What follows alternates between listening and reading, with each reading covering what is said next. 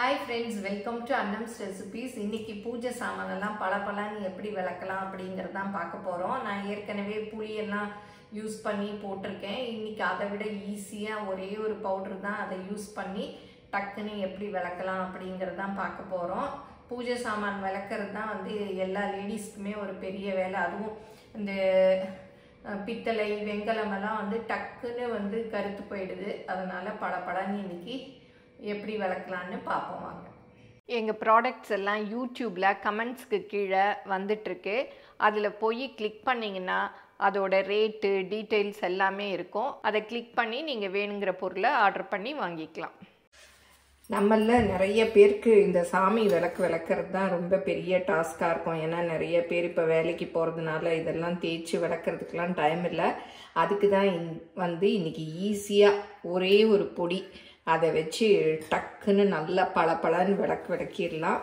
அதுக்கு வந்து ஃபஸ்ட்டு நான் அதுக்கு தான் இந்த மாதிரி உங்களுக்கு காமிக்கிறதுக்காகவே இந்த மாதிரி வச்சுருந்தேன். இல்லாட்டா அப்புறம் புது விளக்கு அப்படின்னா கமெண்ட்டில் சொல்வீங்க. பாருங்கள், இந்த மாதிரி எண்ணெய் எல்லாம் டிஷ்யூ பேப்பரில் வந்து தொடச்சி எடுத்துடணும். இப்போ எல்லாம் வந்து ஒரு நாள்லேயே இந்த மாதிரி பச்சையாக வந்துடுது. அது என்னன்னே தெரியல. உங்களுக்கும் அப்படி வருதான்னு சொல்லுங்கள். ஃபஸ்ட்டு நாள் ஏத்தரிச்சியே இந்த மாதிரி வந்துடுது. திரியெல்லாம் எடுத்துடலாம். எடுத்துட்டு இந்த எண்ணெயெல்லாம் ஊற்றிட்டு நல்லா விளக்க தொடச்சிக்கலாம்.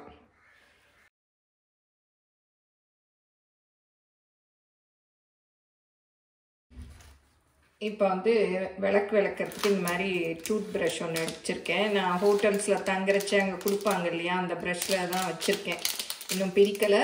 இந்த மாதிரி புதுசாக ஒன்று வாங்கி வச்சுக்கிட்டோம்னா நம்ம விளக்கில் இந்த திரி போடுற இடத்துல எல்லாம் விளக்க தேய்க்கிறதுக்கு ஈஸியாக இருக்கும். இந்த மாதிரி ஒரு ப்ரஷ் எடுத்துக்கணும். அப்புறம் ஒரு டப்பில் பச்சை தண்ணி தான் பிடிச்சி வச்சுருக்கேன். சும்மா நம்ம வீட்டில் பைப்பில் வரும் இல்லையா, அந்த தண்ணி. இந்த சால்ட்டு, இது வந்து லெமன் சால்ட்டுன்னு கடைகள்லாம் கிடைக்குது. இது சிட்ரிக் ஆசிட் இல்லை, லெமன் சால்ட்டுன்னு. பாருங்கள், சீனி மாதிரி இருக்குது. நான் க்ளோஸ்அப்பில் கூட காமிக்கிறேன். பாருங்கள், சீனி மாதிரி இருக்குது. இந்த லெமன் சால்ட்டில் நான் வந்து ஒரு ஸ்பூன், ஒரு 1.5 ஸ்பூன் அளவு, நீங்கள் எவ்வளோ விளக்கு சாமான்கள் இருக்கோ அதுக்கு ஏற்றபடி. இது விளக்கு தான் இல்லை, நீங்கள் வந்து வெங்கல பாத்திரம் பித்தளை பாத்திரம் எது வேணாலும் இந்த சால்ட்டை வச்சு விளக்கலாம். இப்போ இதில் அப்படியே போட்டுடுறேன். போட்டு கொஞ்ச நேரம் அது அப்படி கரைஞ்சிரும். போட்டதுமே நல்லா கரைஞ்சிரும். கடைகளில் கேளுங்க, லெமன் சால்ட்டுன்னு. சும்மா 20 ரூபா 30 ரூபா அப்படி தான் இருக்கும். பாருங்கள், 25 ருபீஸ் தான் இது போட்டிருக்கு. பாருங்கள்,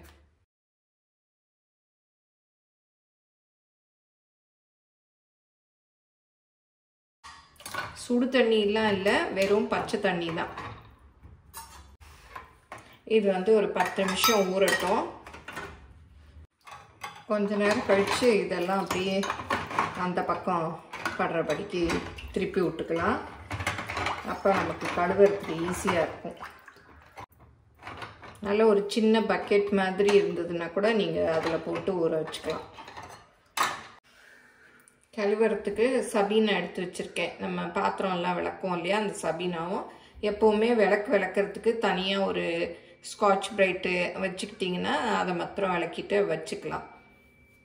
இப்போ ப்ரஷ்ஷு இது 3 ரெடியாக இருக்குது. கொஞ்சம் ஊறினதும் இதில் வந்து கழுவிக்கலாம். நீங்கள் வந்து இந்த மாதிரி ஊற வச்சிட்டிங்கன்னா அப்புறம் ஃப்ரீயாக இருக்கிற நேரம் வந்து எடுத்து கழுவி தொடச்சி வச்சுக்கலாம். இப்போ இதெல்லாம் விளக்கலாம்.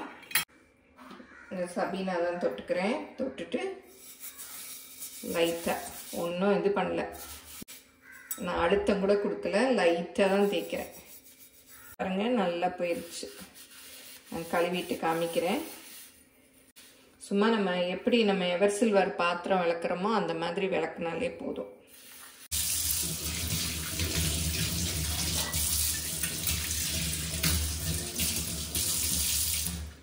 இப்போ பாருங்கள் எவ்வளோ பளிச்சுன்னு போயிடுச்சு.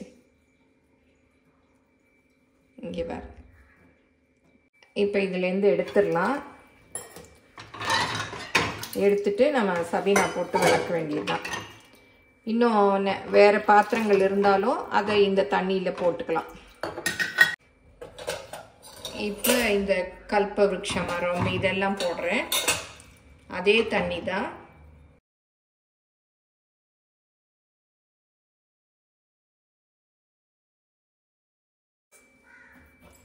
ஃபஸ்ட்டு தட்டுலாம் கழுவிடலாம்.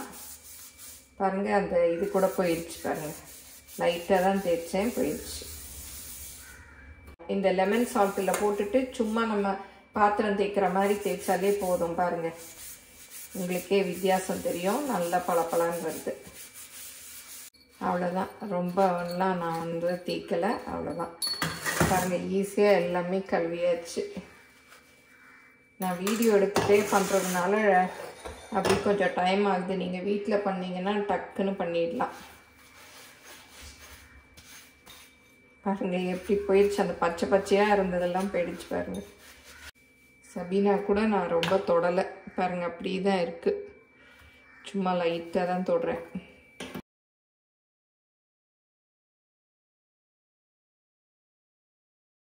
இல்லை, நல்ல தண்ணி இருந்தால் நல்ல தண்ணியில் கழுவுங்க. இல்லாட்டா போர் தண்ணியில் கழுவிட்டு, பைப்பில் வரும் இல்லையா போர் வாட்டர், அதில் கழுவிட்டு குடிக்கிறதுக்கு வச்சுருப்போம் இல்லையா நல்ல தண்ணி, அதில் கழுவிட்டு வச்சா ரொம்ப நாளைக்கு கருக்காமல் நல்லாயிருக்கும். அதாவது ரொம்ப நாள் அடுத்த வாரம் வரைக்கும் நல்லாயிருக்கும். இல்லாட்டா உடனேயே கருத்து போயிடும். பாருங்கள், பளபளன்னு எவ்வளோ சூப்பராக இருக்குது. இந்த மஞ்சள் குங்கும கரை கூட போயிடுச்சு. முன்னாடியெல்லாம் நான் சும்மா விளக்கரிச்ச கூட போகாது, இப்போ எல்லாமே போயிடுச்சு. பாருங்கள் எவ்வளோ இங்கெல்லாம் பச்சை பச்சையாக இருந்தது, எல்லாமே போயிடுச்சு. நல்லா பளிச்சுன்னு இருக்குது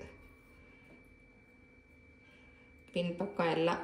இந்த மாதிரி இடத்துலலாம் நீங்கள் வந்து ப்ரஷ் வச்சு தேய்ச்சிக்கிட்டிங்கன்னா நல்லா போயிடும் சபீனாலேயே. இப்போ எல்லாத்தையும் தண்ணி வடிய கவுத்தி வச்சுருக்கேன். இதை வந்து தொடச்சிட்டு தான் அடுத்த பேட்ச் வந்து கழுவணும். இல்லாட்டா அப்புறம் நம்ம விளக்கினதெல்லாம் வேஸ்ட் ஆகிடும் அந்த தண்ணி நின்றுதுன்னா. நல்லா ஒரு லேஸ் டவல் வச்சுட்டு தொடச்சிடணும். அப்போ தான் வந்து நல்லா பளபளன்னு இருக்கும். பாருங்கள், நல்லா பளபளன்னு இருக்கு.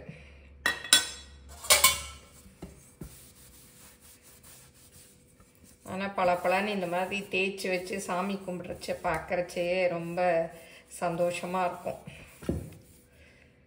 பாருங்கள், இந்த தட்டும் அவ்வளோ பளபளன்னு வந்துருச்சு. காலையில் அப்படியே சூடோட பாத்திரத்தை தொட்டுட்டேன். வெயிலாக இருக்கும், ரொம்ப சூடு. பாருங்கள், அப்படியே நல்லா அப்படியே பூக்களிச்சிருச்சுன்னு சொல்லுவாங்க இல்லையா, அந்த மாதிரி வந்துருச்சு. அதனால் எனக்கு இன்றைக்கி அழுத்தி கூட தேய்க்க வரல, லேசாக தான் தேய்ச்சேன் அது இருக்கிறதுனால. நிறைய இடத்துல வந்து சிட்ரிக் ஆசிட் இருக்கும். சிட்ரிக் ஆசிட் வாங்காதீங்க, இது வந்து லெமன் சால்ட்டுன்னு கேட்டு வாங்குங்க. ஏன்னா நிறைய கடையில் வந்து நம்ம லெமன் சால்ட்டு கேட்டாலே அவங்க வந்து சிட்ரிக் ஆசிட் தான் எடுத்து கொடுக்குறாங்க. இப்போ எல்லாத்தையும் தொடச்சாச்சு. இது நல்லா காயணும். இது காயிற நேரத்தில் அடுத்த பேட்சை வந்து நம்ம தேய்ச்சிக்கலாம். இது வந்து உங்கள் வீட்டில் வெயில் வரும்னா அங்கே கூட வச்சு காய வச்சிங்கன்னா இன்னும் நல்லா பளிச்சுன்னு இருக்கும் வெயிலில் காய வச்சா. நான் வந்து இந்த ஐக்கியாவில் வாங்கினேன் இல்லையா, அந்த ஸ்டாண்டில் தான் டவல் போட்டு வச்சுருக்கேன். இங்கே பாருங்க, அந்த இதுதான். இந்த லெமன் சால்ட் வந்ததுலேருந்து இப்போ விளக்குறதெல்லாம் ரொம்ப ஈஸியாக இருக்குது. இப்போ அடுத்த பேட்சையும் விளக்க போகிறேன். அதையும் விளக்கிட்டு உங்களுக்கு மொத்தமாக காமிக்கிறேன். பாருங்கள், கொஞ்சம் தான் போட்டேன். வீட்டில் இருக்க பாத்திரங்கள் எல்லாத்தையுமே ஊற வச்சு.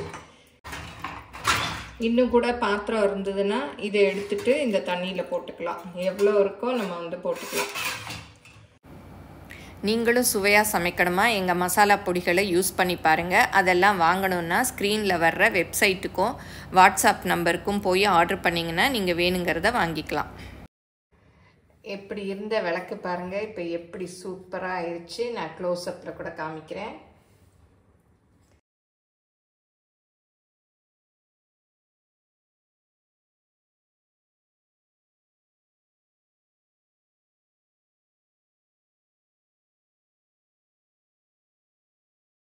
இப்போ பூஜை சாமானெல்லாம் ஈஸியாக விளக்கியாச்சு.